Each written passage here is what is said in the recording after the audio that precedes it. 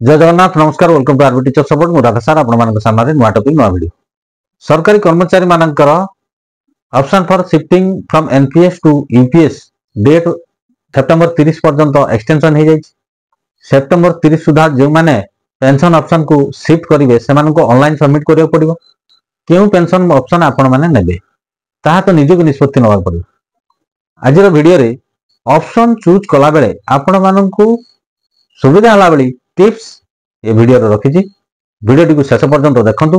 Channel टी subscribe करनथिले subscribe कर नोटिफिकेशन बेल ऑन करंतु जा फल जेते बेले चैनल अपडेट वीडियो आसीबो प्रथमे नोटिफिकेशन आपन सूचना मिलियो। वीडियो भल लागिले लाइक और शेयर करबा पे भूलियो नै। आपण मानन पई यूपीएस एवं एनपीएस रो पेंशन कैलकुलेशन गोटे एग्जांपल ए वीडियो रे रहिछि। तो यूपीएस जो नुआ आसीछि सेथिरे किछि जिंस रहिछि जोटा कि हमकु जानिबार निहाते आवश्यकता रहिछि। यूपीएस रे केतडा इंपोर्टेंट कंडीशन रही जितेबाला आसोड पे आउट कैलकुलेशन करा जिवो सेतेबाला ए कंडीशन गुडी को फॉलो करछि कि नाही से एम्प्लॉय ताकू सीआरए नजर करिवो। प्रथम कथा होजी रेगुलर कंट्रीब्यूशन डिपॉजिट ता माने प्रति मास एम्प्लॉय रो कंट्रीब्यूशन ता माने एम्प्लॉयर शेयर एम्प्लॉय शेयर ये मैचिंग कंट्रीब्यूशन प्रति मास ठीक समय रे जमा हेछि कि नाही सीआरए ताकू लक्ष्य करिवो। बेले बेले कोन हुए ना 2-3 मास रो थरे लेखे एनपीएस कंट्रीब्यूशन जमा करा जाए। तेणु एटा हेले रेगुलारिटी रहिला नाही तेणु आकु मध्य सीआरए आसोड पे आउट कैलकुलेशन कला बेले नजर करिवो। सेकंड कथा होजी डिफॉल्ट पैटर्न ऑफ इन्वेस्टमेंट जो पैटर्न दिया हितबो इन्वेस्टमेंट करिया पई सेही डिफॉल्ट पैटर्न रे इन्वेस्टमेंट हेतिबा आवश्यक। एई भली केतोटी कंडीशन जदी हमर कंट्रीब्यूशन डिपॉजिट समय रे ठीक रहउची ताले यूपीएस रो आसोड पे आउट कैलकुलेशन कला बेले हमकु ठीक भाव में आसोड पे आउट मिल पारिबो। आ अन्य जनरल कंडीशन आपण माने जानचंती यूपीएस रो मिनिमम क्वालिफाइंग सर्विस पीरियड होची 10 इयर्स। 10 इयर्स रु कम हेले आपण यूपीएस परिसरभुक्त हेइ परिबे नाही।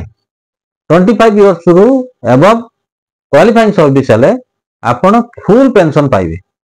लास्ट 12 मंथली एवरेज बेसिक रो 50% पेंशन मिलिबो। आज जो एग्जांपल नैछि एडी जने कर्मचारी करो 18 वर्ष क्वालिफाइंग सर्विस रे यूपीएस एवं एनपीएस रे तांकर आसोड पे आउट एवं पेंशन केते हबो तार गोटे कैलकुलेशन नै छी। गोटे एग्जांपल नबा एग्जांपल टा होची जने सरकारी कर्मचारी 18 वर्ष चाकरी कला परे 2025 रे रिटायर्ड होचंती तांकर यूपीएस रे आसोड पे आउट एवं एनपीएस रे पेंशन केते मिलिबो ए एग्जांपल नै हम कैलकुलेशन करबा। एटारे पी होची last 12 monthly average basic 3800 Q वाला क्वालिफाइंग सर्विस 18 वर्ष जोटा कि 216 मास आईसी 13,04,000 बीसी मध्ये 13,04,000 समस्त क्राइटेरिया फुलफिल करूछंती।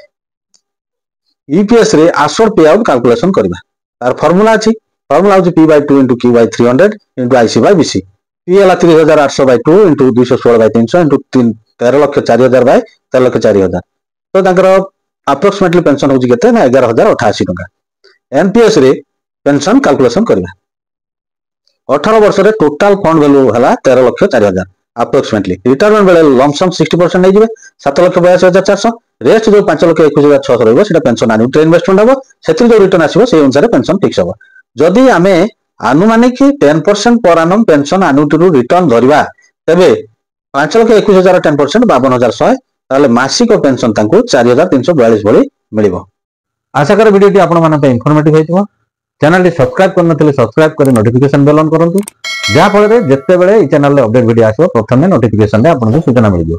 वीडियो टी भल लागिथिले लाइक और शेयर करिया पे भूलिबे नै। परवर्ती वीडियो पर्यंत रहउची नमस्कार बंधु।